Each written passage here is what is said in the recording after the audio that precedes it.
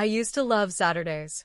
Lazy breakfasts, music in the kitchen, maybe a walk around the block with my husband. But somewhere along the line, my weekends stopped being mine. At first, I brushed it off. His parents would knock, always a little too early, and I'd throw on a smile. Come in, of course, I'd say, no matter how much I longed for just one more quiet hour. I told myself it was temporary, that they were excited, that maybe, if I kept showing up as the good daughter-in-law, they'd settle into a rhythm that respected our space. But instead, it became a pattern I couldn't escape. Then one morning, I lied. My husband asked what I wanted to do that day. I told him I had a migraine not because I did, but because I didn't want to spend another Saturday being scrutinized by his mom's quiet judgments and his dad's grunts of disapproval when he looked at our coffee table. That was the moment I realized I was pretending to be sick so I could reclaim my weekend. It's strange how quickly a safe space can start to feel like a stage. I didn't notice it at first, honestly. This subtle change. But now, looking back, I realize it started happening the moment I began choosing outfits based on whether his mom would find them appropriate. Nothing too low-cut. Nothing too modern. She once glanced at my ripped jeans and said, "Oh." I didn't realize we were still dressing like teenagers. It was said with a chuckle, but it cut. Then came the questions. Do you really need that many pillows on the couch?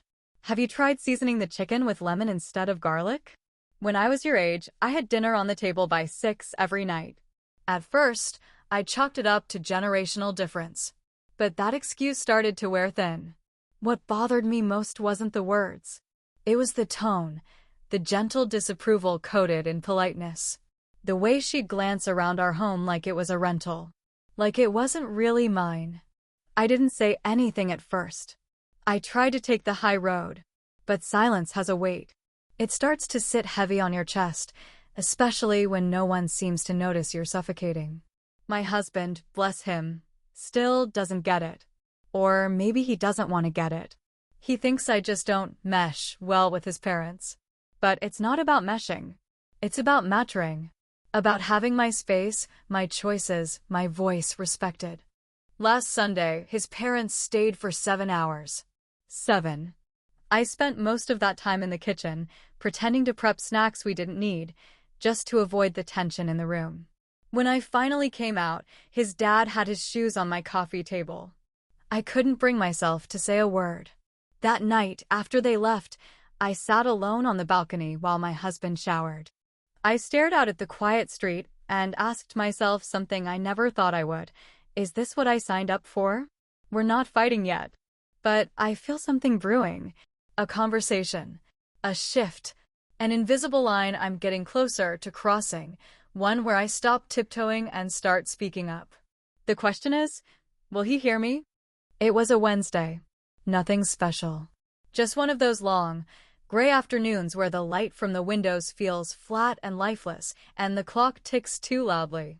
I had just sat down with a cup of coffee, my first real break of the day, when the doorbell rang. I didn't even need to check. I knew. I opened the door, and there they were. His mom holding a Tupperware container like a peace offering. His dad with that familiar half-smile, already looking past me and into the living room, as if he were stepping into his own space. We thought we'd just pop by, she said. No warning. No call. No text. I was still in sweatpants, hair pulled up, dishes in the sink. And I don't know why that embarrassed me. It was my home, but it did. It always does. They stepped in like they owned the place. She commented on the dusty corner shelf. He asked if we were finally going to do something about that creaky door. I stood there with my warm mug in hand and felt cold. My husband came out of his office, all smiles. Hey, you didn't tell me you were coming by. But he wasn't upset. He was excited. Like a kid at Christmas. And me? I just sat on the edge of the couch while they talked around me. About vacations. About old friends. About how quiet I seemed today. I laughed politely. Said all the right things. Drank cold coffee. Later that night, I found the mug in the sink, still half full. That stupid, cold, abandoned cup became a symbol for everything I'd been bottling up, all the quiet resentments I'd swallowed, the space I'd given up without protest. I'm not angry that they love their son. I'm angry that they don't respect his wife. That my presence feels optional in my own home. That I'm expected to host, smile, accommodate, and never ask for space. And I'm starting to resent him too, just a little. Because if he doesn't start drawing the line, I might have to. And I don't know what that'll look like yet. But I can feel it coming. I didn't say anything for a while after that coffee cup day. I just shut down a bit, smiled less, laughed politely when needed, played the role of the silent, cooperative wife. I'm sure from the outside, nothing looked wrong, but inside, I felt like I was screaming into a pillow that no one could see. Then, one night, after another surprise visit that turned into dinner and cleanup and passive-aggressive comments about how I don't use enough lemon in my roast chicken, I went to bed early. I couldn't fake it anymore. He came in after midnight, slid into bed like nothing was wrong. I turned my back to him. He reached for me. I didn't move. That was the moment. Not dramatic. Not loud. Just still. A quiet ultimatum. I didn't even have to say the words, he felt the distance. He pulled his hand back and whispered, "What's wrong?" And I whispered back, "I can't keep doing this."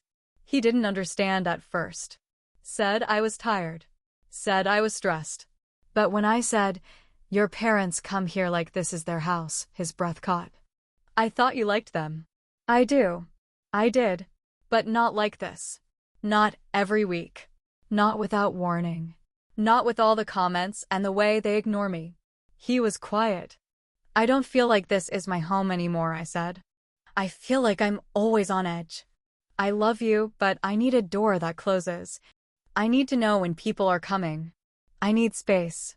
He looked stunned, like I'd said something radical. Like needing peace in your own home was too much to ask. "I don't want to fight," I said. I need you to hear me." And that's when he said something I wasn't ready for. "But they're my parents." It hit like a punch to the chest. Because I knew then that this wasn't just about them anymore. It was about him too. And whether he was ready to prioritize us over them. After that night, things got quiet, not peaceful, just strained. You know that feeling when someone closes a door softly instead of slamming it? That's what our house felt like. Closed. Careful. He didn't bring them up, but I knew it was brewing inside him.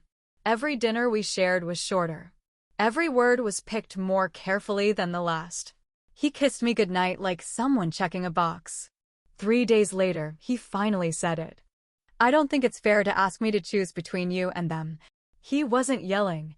He was sitting on the couch, scrolling through something on his phone, barely looking at me when he said it. I stood there in the kitchen, drying a dish, and I felt that phrase burrow under my skin like a splinter. Choose between you and them. I didn't ask him to choose. I asked for boundaries. But he heard betrayal. So I put the towel down, sat across from him, and said the hardest thing I've had to say since we got married. "I'm not asking you to choose. I'm asking you to notice that I'm drowning and you're pretending it's rain." He looked up then. I told him I wanted to start therapy. That I wanted us to go together. Not because we were broken, but because I needed help learning how to talk without feeling like a villain. And I needed him to listen without trying to defend everyone else. His first reaction? "What, like couples counseling? Isn't that a little dramatic?" But when he saw my face, really saw it, that mixture of exhaustion and hope, he nodded. "Fine," he said. "We'll try." And that was the moment I realized, sometimes love isn't about grand gestures. It's about saying yes when you really want to say why. We booked the appointment. And it changed everything. But not in the way I expected. We sat awkwardly on a couch that smelled like lavender and old books. The therapist had kind eyes and a voice that made you feel like nothing you said would shock her. My husband was fidgeting with the zipper on his hoodie. I had written notes in my phone, terrified I'd forget how to explain what I was feeling. The first session, she asked something simple. "What's the hardest part of this for each of you?" I went first. "It's that I feel like I don't matter in my own home. Like my comfort comes last, even after people who don't live here. She nodded gently and turned to him. He shrugged. I just think family is important. My parents were always around when I was a kid. It never felt like a big deal. And there it was, the difference in our upbringings laid out like mismatched puzzle pieces. Over the next few weeks, something started to shift. Not dramatically. No grand epiphanies. But little things. He'd pause before inviting them over. He started texting me first. Would it be okay if they dropped by? That alone felt monumental. But the real breakthrough came during our fourth session. The therapist asked him, "What do you think your wife needs that she isn't getting?" And for the first time, without defensiveness or brushing it off, he answered, "She needs to feel safe. Like she can breathe without worrying about being judged." Then he turned to me and said, "I guess I thought that because you were always so polite to them, it was fine. I didn't realize you were white-knuckling it through every visit." That broke me a little. In a good way. Because he finally saw it. That night, we talked like we hadn't in years. About his mom's passive-aggressive comments, the way his dad would rearrange things for convenience, how I'd been smiling through clenched teeth for months. And for the first time, he said, "I'll talk to them. Not maybe. Not if you really want me to. Just, I'll talk to them. Not maybe. Not if you really want me to. Just, I'll talk to them." I went to sleep that night with my heart unclenched for the first time in what felt like forever. But I knew that conversation with his parents wouldn't be easy. And I wasn't wrong. He chose a Saturday morning. Calm, sunny, deceptively peaceful. "They'll take it better if I call first," he said. I watched him pace our bedroom with his phone pressed to his ear. I couldn't hear what they were saying, but I could hear him, his tone, his pauses, the way his voice got tight the way it does when he's trying not to get defensive. He stayed calm, firm, clear. "She needs space," I heard him say. "This is her home too. We'll always want you around, but not every weekend. Not unannounced." He didn't yell. He didn't sugarcoat. And he didn't throw me under the bus. After the call, he sat on the edge of the bed and rubbed his face like he'd just run a marathon. "They weren't thrilled," he said. "But I think they heard me." I wanted to believe him. I really did. But I've learned that when people are used to having unrestricted access, boundaries feel like punishment. Sure enough, the next day, his mom texted me. Not him, me. "We didn't realize we were such a burden. We won't intrude anymore." That classic passive-aggressive guilt trip wrapped in sugar.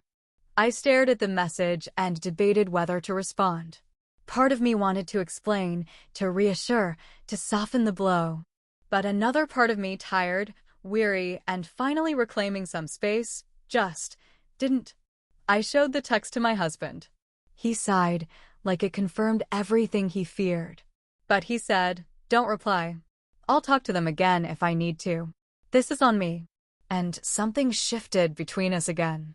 For the first time, I didn't feel like I had to protect him from the consequences of standing up for me. We went the entire weekend without a surprise visit. No doorbell. No text saying we're in the neighborhood. It felt strange. Quiet. But in that quiet, I could finally breathe. At first, the silence felt like a blessing. No sudden footsteps on the porch. No rushed straightening of throw pillows or anxiety over whether my kitchen smelled clean enough. But after years of interruption, the absence felt eerie. I found myself glancing at the clock on Sunday afternoon, expecting the knock. Like my body was wired for it. My husband noticed too. "You keep looking out the window," he said with a soft laugh. "I guess I'm just not used to peace," I admitted. And it was peace. Mostly. But peace laced with guilt. His mom hadn't texted again. No calls, no updates. And that part of me, that overthinking, people-pleasing part, kept whispering, "Maybe you ruined everything."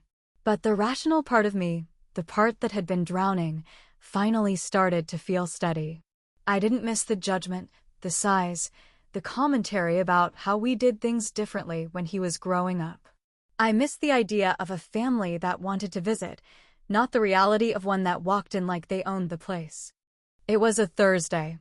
I'd just gotten off work and was still in my hoodie, hair a mess, dishes piled up in the sink. My plan was to veg out and order Chinese. Then the doorbell rang. I froze. I didn't have to check. I just knew. His parents stood there, a casserole dish in hand like nothing had ever happened. "We were just passing through," his mom said. I forced a smile so tight it hurt. "We figured we'd drop this off. And maybe visit for a bit?" I opened the door out of reflex, not intention. My husband came out from the kitchen. I could see the panic in his eyes, the split-second debate between confronting and appeasing. They sat down. They stayed for over an hour. She critiqued the brand of soy sauce we had. His dad asked if we were still trying that silly minimalist look. I didn't explode. I didn't cry. But when they finally left, I turned to my husband and said, "This can't happen again." He nodded, and I believed him. This time, I wasn't passive. We sat together, side by side on the couch, and we called them. It was the hardest conversation I'd had in years. I didn't raise my voice. I didn't accuse. But I was firm. "I need you to respect our space. Dropping by without notice isn't okay. Not anymore." Silence on their end.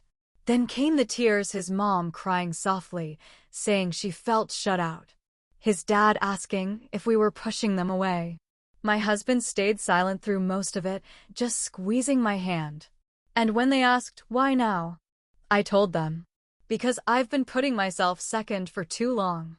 And I'm finally choosing peace over performance." They didn't like it. But this time, they heard it from me. The weeks that followed were tense but manageable. There were fewer texts, but more meaningful ones. His dad even sent my husband a message once, asking if it was a good time to call. That might sound small, but it felt like a mountain had moved. We invited them over for dinner on our terms. We set a date, time, and endpoint. They came, they brought dessert, and they didn't stay late. There were no jabs about the throw pillows or the food, just conversation. His mom complimented the lasagna.